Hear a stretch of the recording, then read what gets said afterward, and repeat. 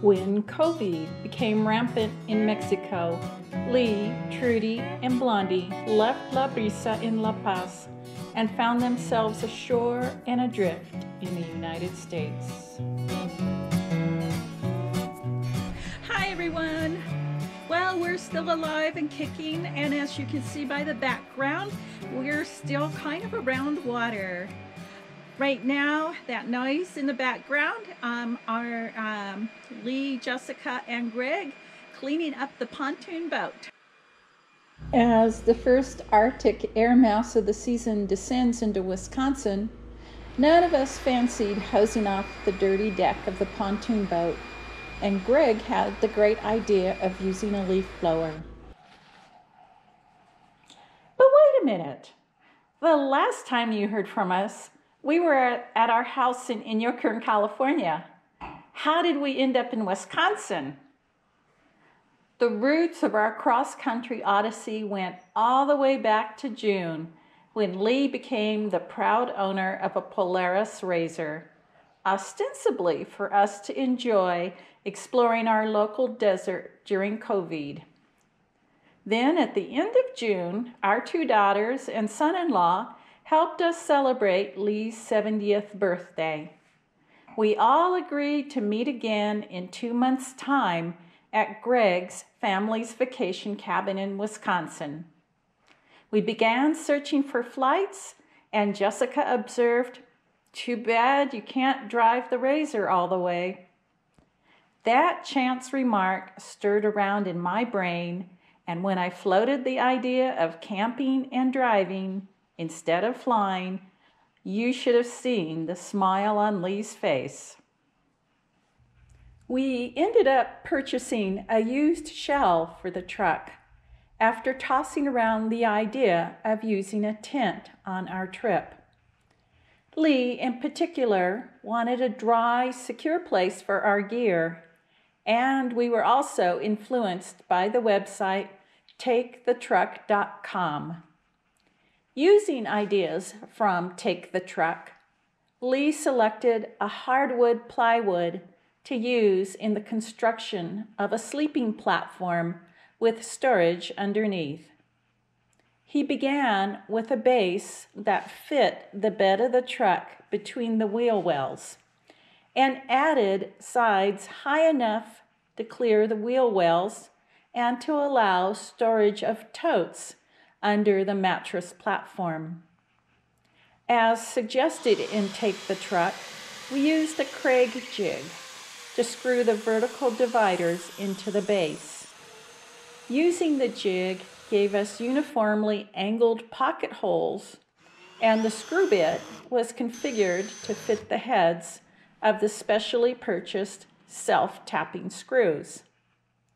The joints were incredibly strong, and the jig will definitely be going back to the boat with us.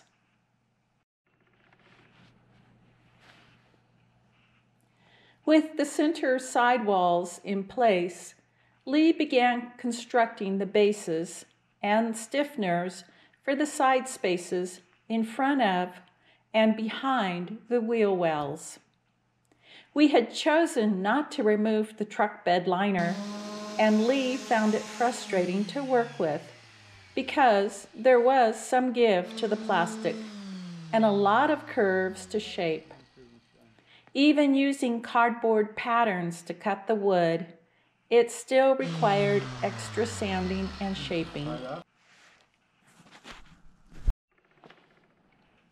The center vertical board was added, and a strip of wood on either side was added to give support for the mattress platform. Lee used wood glue on the strips in addition to the regular wood screws. The side bases and supports were installed, and then Lee screwed the center top to the verticals. Over the wheel wells and rear side spaces, he screwed in the wood tops. He made the cover board over the front side spaces removable, adding a finger lift hole for easy removal. I made privacy curtains to pull over all the windows. And we purchased a folding 6-inch queen-size memory foam mattress to go over the top. There is just enough space on each side to store small personal items. Now we were ready to hit the road.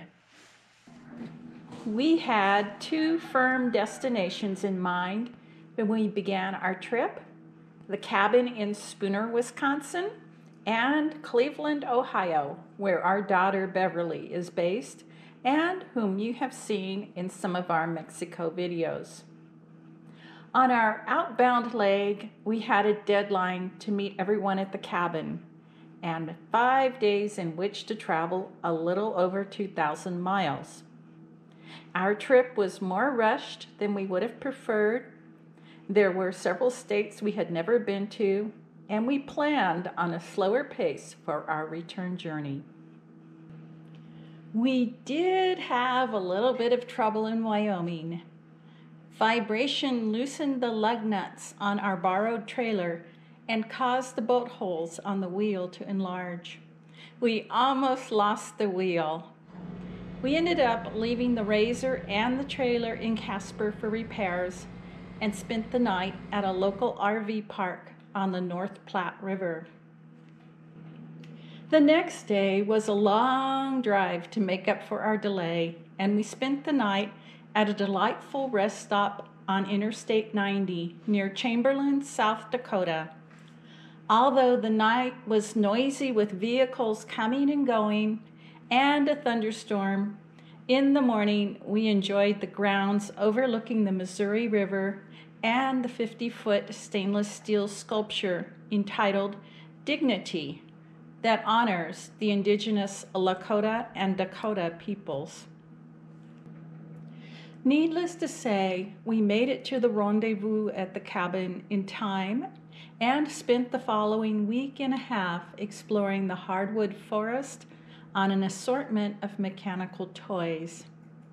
Blondie was in heaven, preferring running to riding and putting in almost 10 miles a day. She has never been in such good shape. The pontoon boat was a wonderful floating platform for picnics, watching the moon rise, and could even get up enough speed to pull a tube, which led to a little father-daughter competition to see who could knock who off.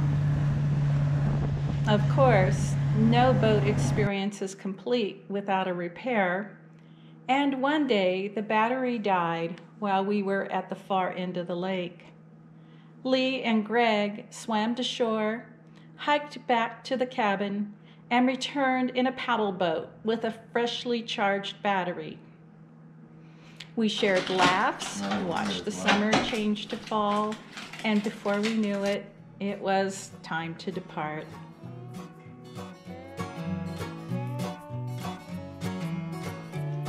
In the next video, which I hope to have edited within the week, I will talk about boondocking, our camping off the grid, and a little about our thoughts, impressions, and revelations in our travels across country, and concerning COVID, to go or not to go to the boat. So until then,